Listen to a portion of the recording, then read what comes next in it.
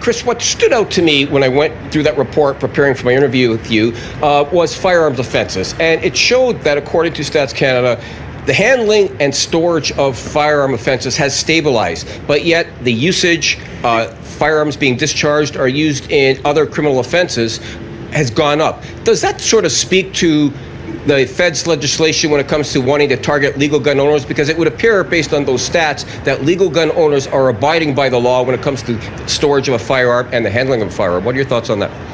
Well, you hit the nail right on the head. I mean, this has been my concern since Bill C-21 first started to take form, that government is focusing on legal gun owners, and that legal handgun owners are already licensed and have all the background checks, etc., and legal firearm owners that have their PAL and have had training.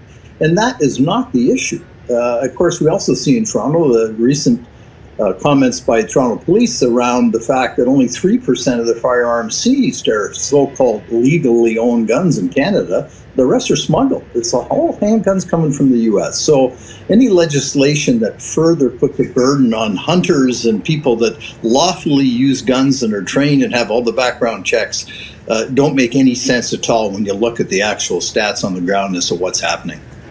The ability to hold people is there, but it isn't often applied.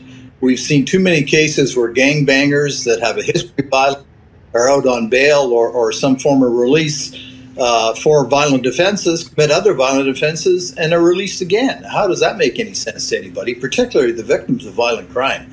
And the police that are constantly under threat from these people. So they need to get tougher.